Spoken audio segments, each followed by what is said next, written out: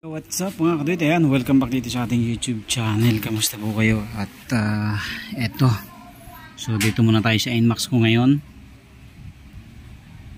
So biglang nagkaroon siya ng kalampag dito sa unahan kasi dalawang lubak na yung dinaanan natin last time. Talagang kumaldag siya. So nararamdaman ko may kumakalakalampag na rito sa ating gulong. Kaya yan ating susubukan palitan. Ayan o.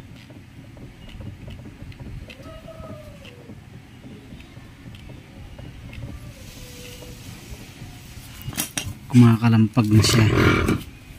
So ang duda ko itong kanang bearing niya.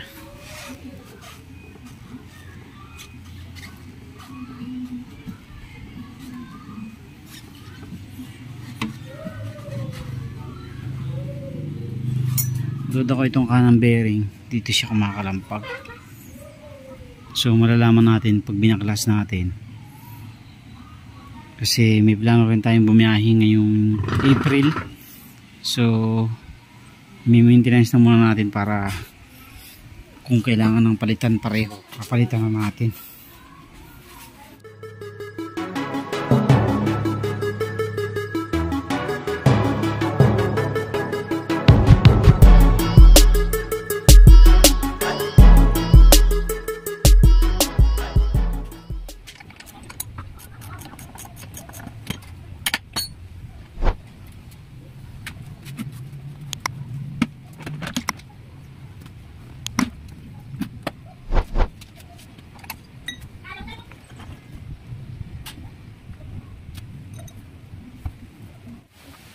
So, ito na mga kabila, baklas na natin.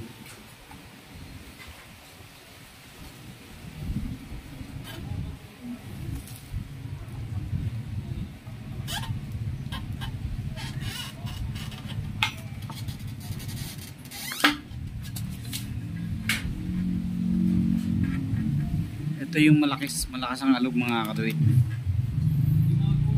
Itong kanto na to, itong bearing na to. So yan na mga kadoy ito. Ayan.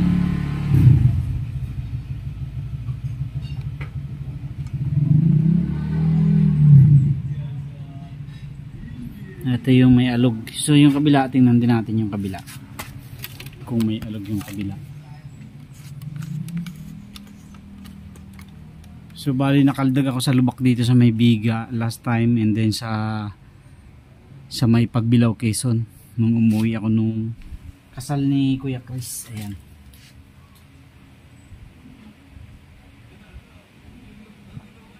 May alog na rin siya mga kaduit. Yung gawin natin, palitan na natin ng bago.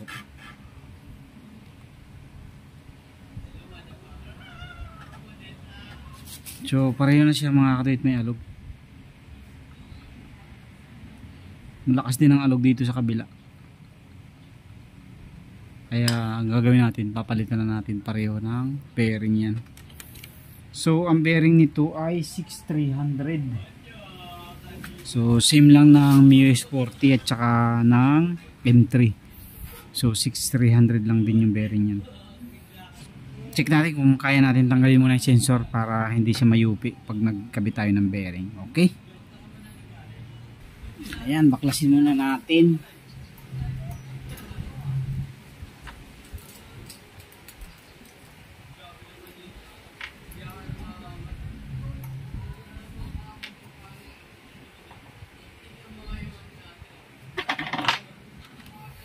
So nabaklas na natin ito.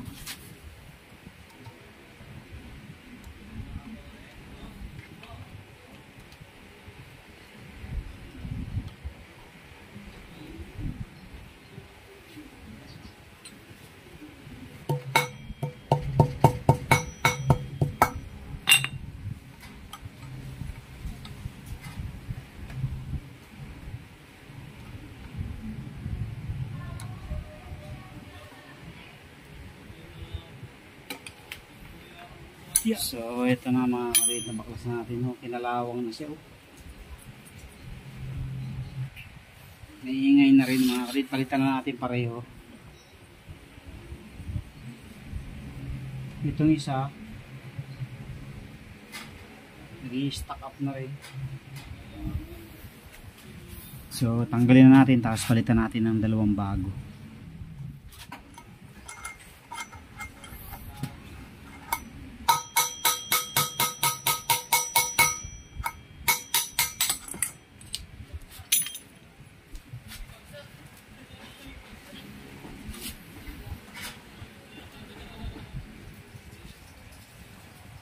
Ganit na siya mga kaduit.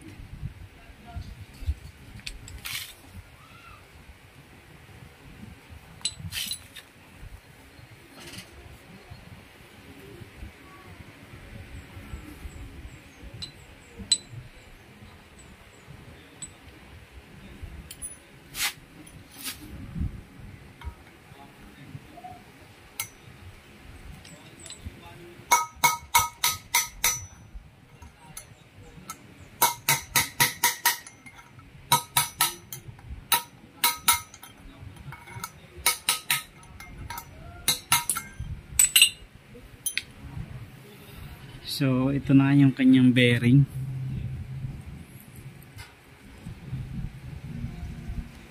Alog na talaga oh. So itong isa wala pang masyadong alog tong isa. Hindi katulad nito. Ang lakas. Ayan. So, ang bearing nito ay 6300. Alam ko 6300 din. Ayan o.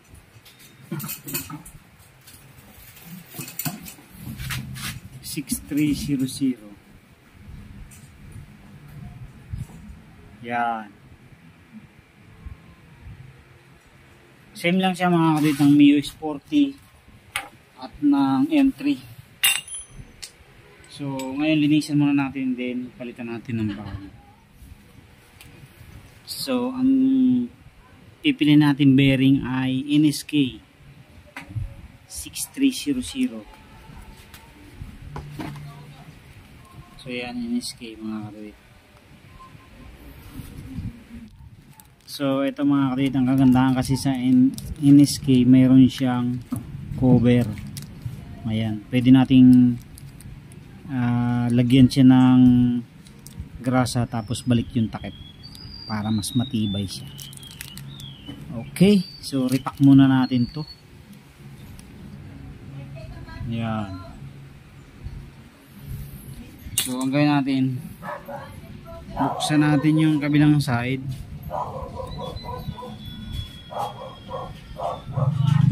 Kasi mas matibay ang buhay ng bearing kapag puno ng grasa. So i-repack nyo lang to.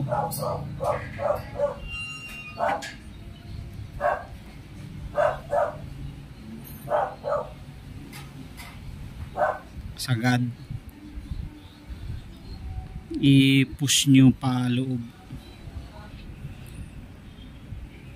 So anong nangyari dito, siyempre daan ako ng daan sa baha nung mga nakaraan na ano siya, na pasukan ng tubig, kaya nagkaganyan.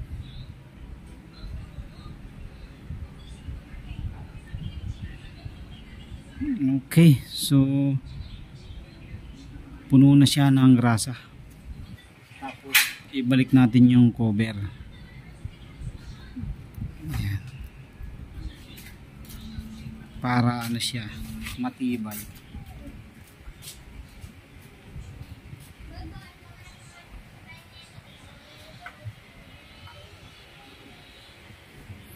Kasi pagka hindi natin nirepack, ang nangyayari, natutuyot. Katulad nito, tuyot na tuyot. Ayan. Tapos wala pa, tinanggal pa nila yung cover sa kabila. Kaya yun, ang nangyayari yun, umalog. Umingay siya. So yan, kabitan natin itong isa.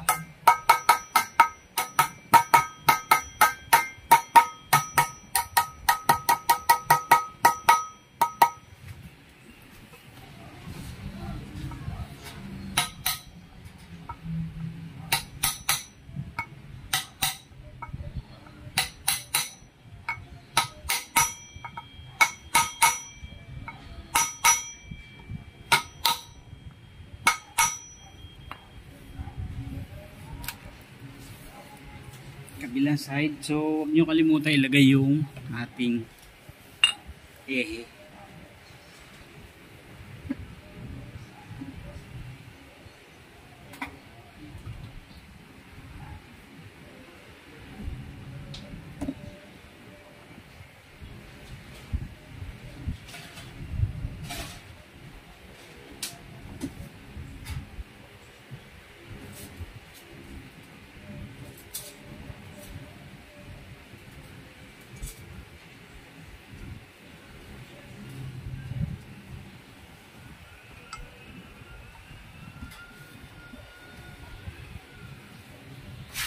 Tapos itong isa, repack din natin.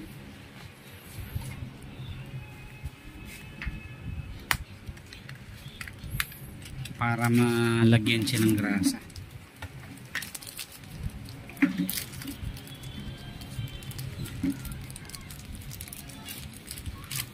So ganito gawin din ninyo mga katoy pagka nasa. So sundutin nyo lang to kahit siyang side. Ayan. Kahit aling side dyan, pwede nyo sundutin. Yan, sundot na yun lang ganyan. Kasi plastic lang naman yan. Kasi yung mga labas ng kuyo ngayon, mga wala na siyang cover mga katuwid. Kaya ang binibili ko NSK.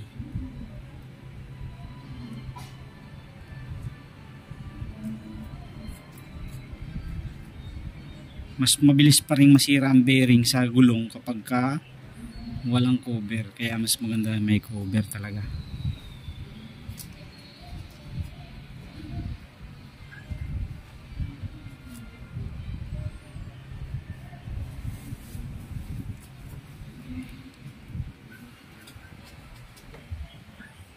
Kailangan tumago sa kabilang side yung grasa. Naglag.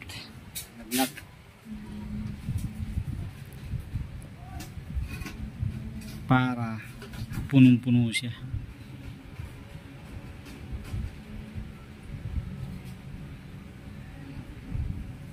Ayun, kailangan lumabas dito. Ayan o, lumalabas na siya.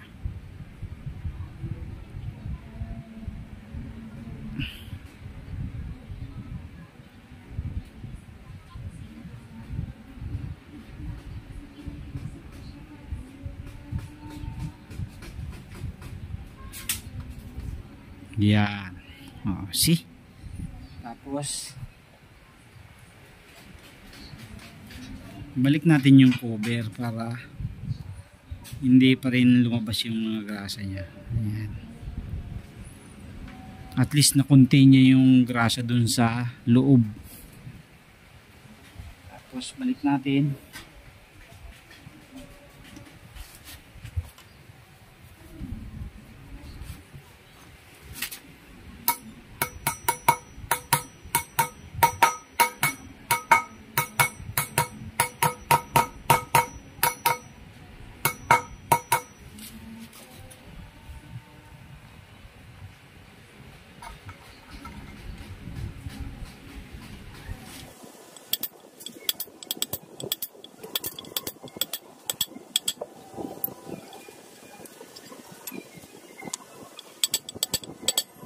Okay, solve ang problema natin. Tapos ibalik natin yung ating dalawang seal, bust seal. So minsan ito mga katoy tumutunog, yung parang may naririnig kayong maagit-it kapag mahina ang andar ng inyong gulong. So minsan dito yon. So nilalagyan lang to ng grasa. So ito, yan, lagyan nyo lang yan ng grasa, paikot. Ito. Yan. Kailangan may lamang grasa yan para hindi tumunog. Meron niyang dalawang groove dyan sa loob. Lagyan nyo lang ng grasa yan.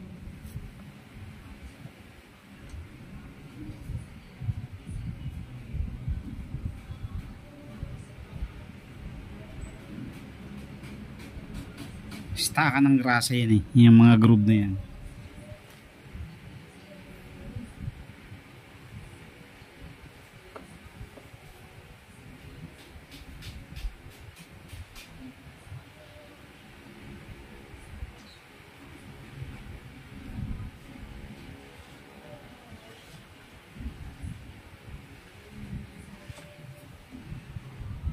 Tapos balik nyo lang.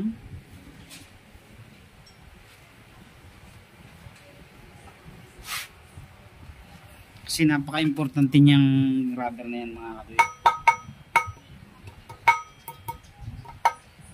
So yun yung tatrap ng tubig at ng dumi para hindi pumasok sa loob ng bearing. So yun yung trabaho niyan.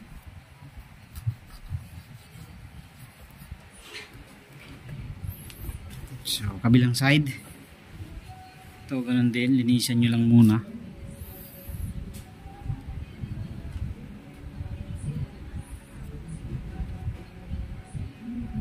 Linis. Tapos yan yung pumapansin nyo yan, may dalawang groove sa gitna. Yan, yung groove na yan. Yan. So yan yung kailangan lagyan nyo ng grasa. Kasi pag wala ng grasa yan, lalo kapag bagong linis ang inyong motor or umulan, maingay yan, tumutunog. Hanap kayo ng hanap. Akala nyo sa preno, hindi nyo alam, dito yun ang gagaling sa guma. Kasi nakalapat yan sa ehe. Tumutunog siya sa ehe. So punuin nyo lang ng grasa yan. Stakan kasi ng grasa yan eh. Tapos dito rin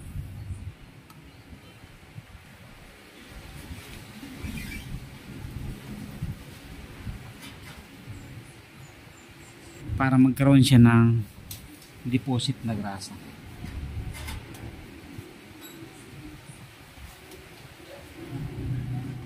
So balik na natin tong disc mga kadwit. Sensor disc.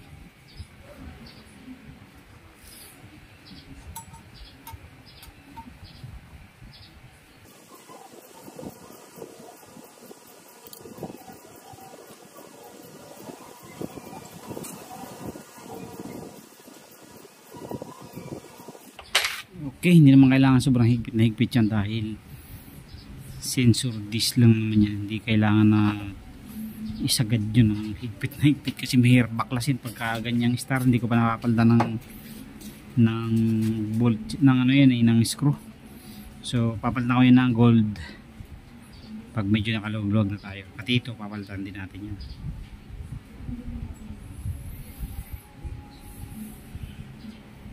Hindi ko lang sure kung kasya dito yung pang Mio. Subukan nga natin mga kadawit.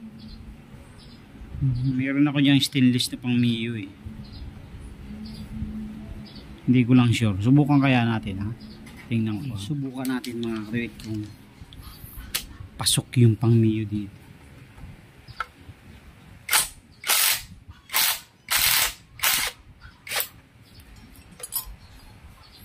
So ito yung bolt niya. Parang mahaba. Pero pareho siya mga kadwito. Pasok kaya?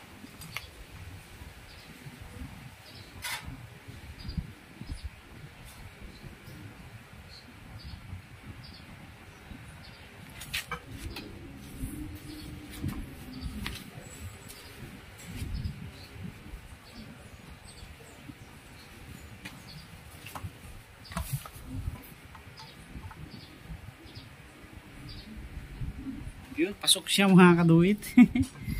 Ayos. So baklasin muna natin lahat.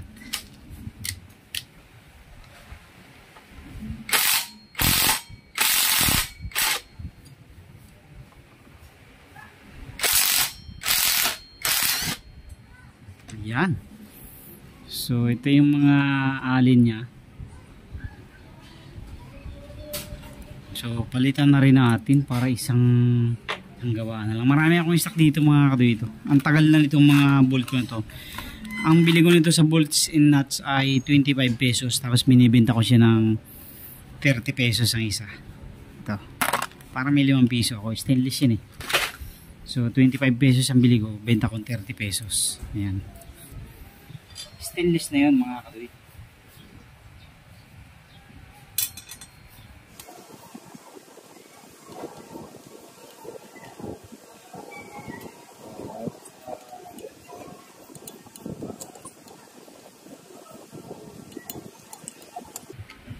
So yun. So buti na isipan ko mga katuwid na mapaltan. Ito kasi hindi basta-basta malulustre dyan, unlike ng bakal. Ito may tendency na malus yan. So ito stainless na to, kaya wala na yan, wala nang problema dyan. Tapos hindi na siya kakalawangin. And then ito na lang yung papalitan natin. Bibili tayo ng sensor bolt na gold. Ito kahit hindi na natin palitan to, kasi stainless na to eh. Ito na lang papalitan natin. 22 pesos ang isa nito eh. So hindi pa tayo nagagawa ulit kay boss yung nagbebenta ng mga gold bolts para mapalitan natin. Okay, so kabit na natin muna para ma-check natin kung may alog pa. Mga katuwid na ikabit na natin yung gulong at wala na siyang alog. Ayan.